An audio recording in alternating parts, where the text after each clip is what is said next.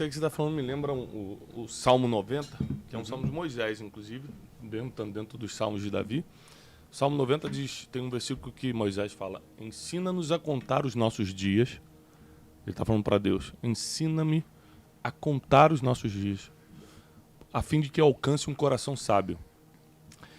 Isso nunca fez tanto sentido para mim até a morte da minha mãe esse ano. Minha mãe morreu com 68 anos, mas muito jovem. Muito assim. jovem, hein? Espírito jovem. Se falasse que minha mãe tinha 50, você acreditava. Muito jovem, muito espírito jovem, alma jovem, saúde, sabe? Tudo certo. Eu tenho 40. Aí quando minha mãe morreu, a tua mente, cara, é muito louca. Ela te leva para lugares impressionantes quando você está debaixo de dor, né?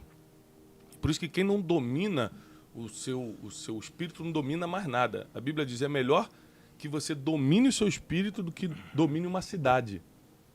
É melhor você dominar aquilo que sente, aquilo que pensa, do que você conquistar uma cidade. Está na Bíblia.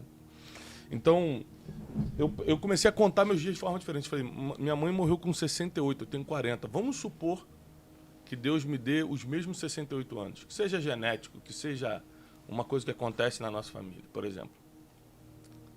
Eu tenho mais 28 anos de vida. É muito ou pouco, depende do tamanho do projeto, depende do que eu quero fazer. Eu comecei a entrar nessas crises.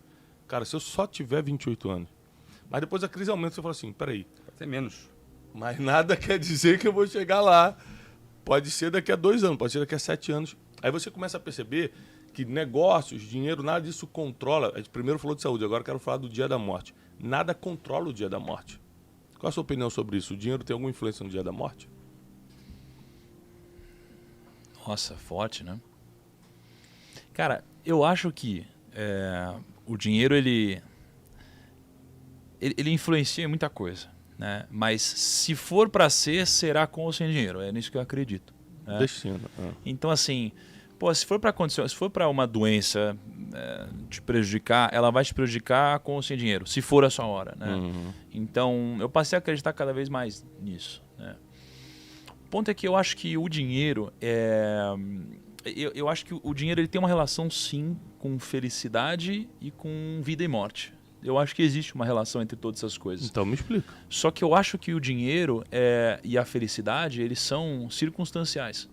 Né? Então, por exemplo, o dinheiro compra felicidade? Depende para quem. E depende por quanto tempo. Por quê? No meu caso, o dinheiro ele comprou felicidade. Até o momento que eu entendi que o que o dinheiro me proporcionou, e eu chamava de felicidade, já não era mais felicidade. Mas eu precisei chegar nesse momento para entender que não era isso que me preencheria. Então, quando isso deixou de ter sentido, eu precisei buscar sentido em alguma coisa. E foi nesse momento que eu entendi que o dinheiro não comprava felicidade. Mas até eu chegar nesse momento, eu precisei passar por essa história. Né? E quando você olha para pessoas, às vezes, muito pobres, você pergunta qual é o seu sonho, o que te deixaria feliz? Né? Para muitas dessas pessoas, o dinheiro realizaria todos esses sonhos e deixaria as pessoas felizes. Até elas terem dinheiro para entenderem que não é isso que as preenche. Né? Por isso que eu acho que isso daqui é momentâneo. Né? Mas compra, sim, felicidade temporária. Né? Porque cada um tem o seu grau de limitado. Seria felicidade, né? Ou comprar desejos? Que a pessoa está desejando uma casa, mas ela nem sabe se a felicidade está ali mesmo. Mas o ponto é, como que alguém vai mensurar consegue descobrir o que é felicidade? É como eu te perguntar se você ama. Né? Você ama a sua esposa? Poxa, eu amo. Tá bom. Mas se você for pegar na sua história, quantas pessoas você já não achou que amou antes de amar a sua esposa de verdade? Né? Então é difícil você descrever algum sentimento antes de você sentir-lo de verdade. E as pessoas, elas correm esse tipo de risco, né? de errar a interpretação. E para mim, cara, eu acho que tem sim interferência, mas se for o seu momento, não tem o que você possa fazer, cara. Vamos... Desculpa, só para concluir esse tema, tem uma parábola que eu gosto muito, que toca mais nesse ponto. Fala de um cara que tinha seus celeiros repletos, abundantes, e que ele tinha muita grana, que ele juntou, ele não conseguia nem recolher aquilo que ele tinha tanto, e aí estamos me referindo ali aos celeiros deles, às plantações dele, que ele não conseguia nem colher, nem recolher tudo, se aproveitar daquilo que ele tinha.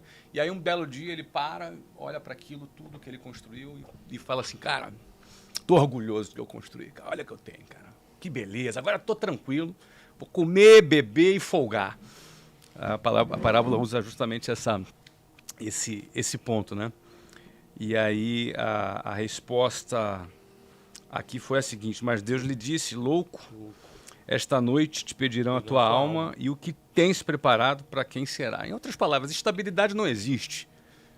Estabilidade não existe. A nossa hora chega, nossa hora vem. Pode ser hoje, pode ser amanhã, pode ser daqui a 10 anos. A gente não sabe. Nossa hora chega. E o ponto é a gente confiar 100% naquilo que a gente construiu, naquilo que a gente acumulou. E olha, cara, que eu trabalhei bastante, construí bastante coisa, acumulei coisas. Mas, cara, eu não quero nunca esquecer que estabilidade não existe, meu amigo. Estabilidade não existe.